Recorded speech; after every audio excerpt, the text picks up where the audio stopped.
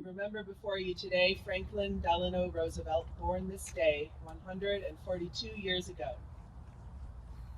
In his life of public service and in his faith in you, in this country and in its people, he became for us an icon of hope, that through selfless cooperation we may better share your dream for us.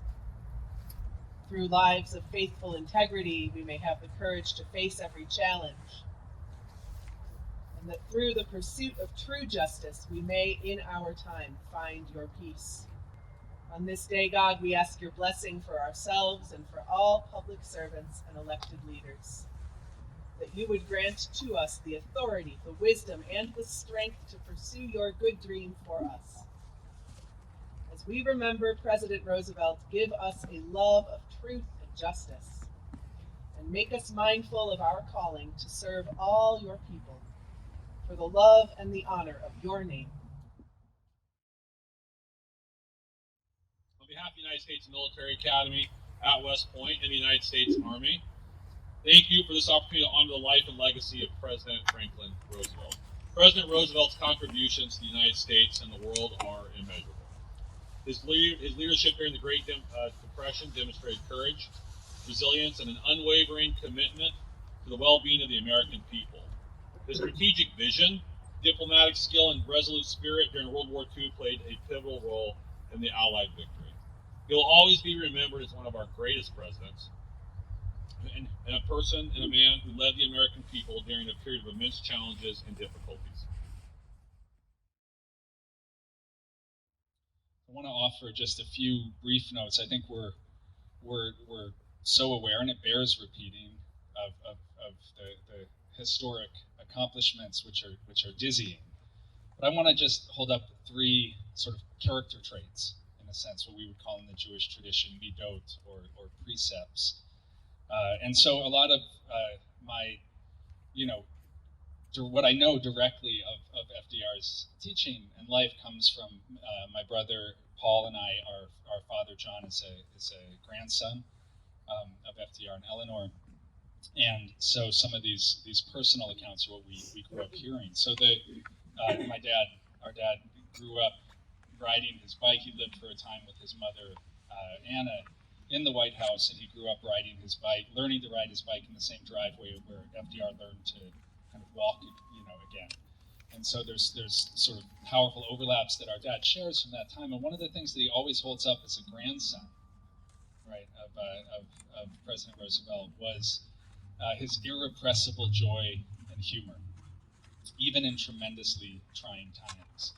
My daughter Paloma, who's 12, never tires of hearing the story, which I know a lot of us know, of FDR mistakenly walking in on Churchill after, I think Churchill was getting out of the shower, and apologizing, and Churchill saying, "The Prime Minister of England has nothing to hide from the President of the United States."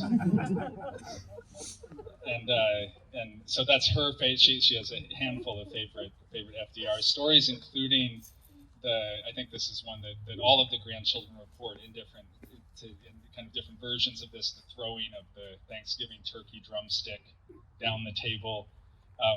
Our dad in particular, when he grew up, he wanted more than anything to be a Secret Service, to work for the Secret Service, because those were his closest friends in childhood. And he remembers how FDR would sometimes work with him to lose the Secret Service. They would come into the elevator in the White House and close the door behind them so that they could ride the elevator up and down.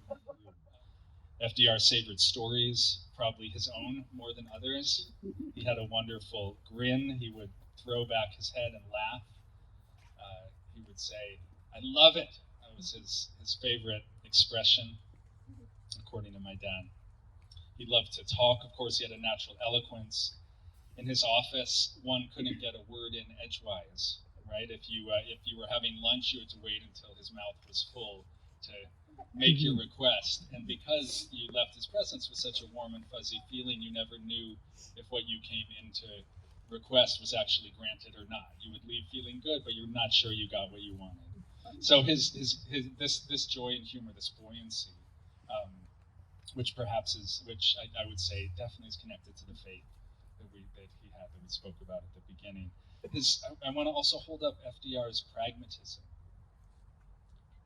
against. I think he didn't speak the way I read it in a language of like a static ideology, right? Like he was interested in what worked. You know, he was interested in what would help this country work again. The last piece, he had a true focus on the people, you know, and it's not a false what I would say, we get so much false populism today. I think FDR was truly committed to what was called at the time the forgotten man. You know, having government programs built from the bottom up rather than from the top down. And when World War II broke out, the New Deal was still unfinished. Right? There had been much that had been made possible, but it's up to us, in so many respects, to finish it. Not just to check the literal unchecked boxes of FDR's administration's list, but to take the spirit of the New Deal and give that spirit flesh in a way that speaks to the needs and realities of our time. We could go on and on. But one last thing, as we come into another election cycle, seemingly endless election cycle, if we're ever indeed out of election cycles, it strikes me that FDR might say, we can't be cynical, you know, or at least we can't merge with our cynicism. We don't have the luxury of cynicism about what government can do in its best and most hopeful manifestations. To continue to believe in that, we have to dream big about what might be possible and actually give shape and language to what that would look like, and not let a politics of despair dominate, you know, both our critical and our creative faculties.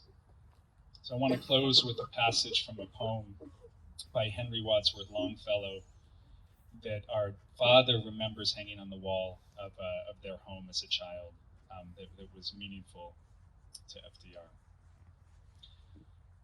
Sail on, O ship of state. Sail on, O Union, strong and great. Humanity, with all its fears, with all the hopes for future years, hangs breathless on thy fate. Thank you.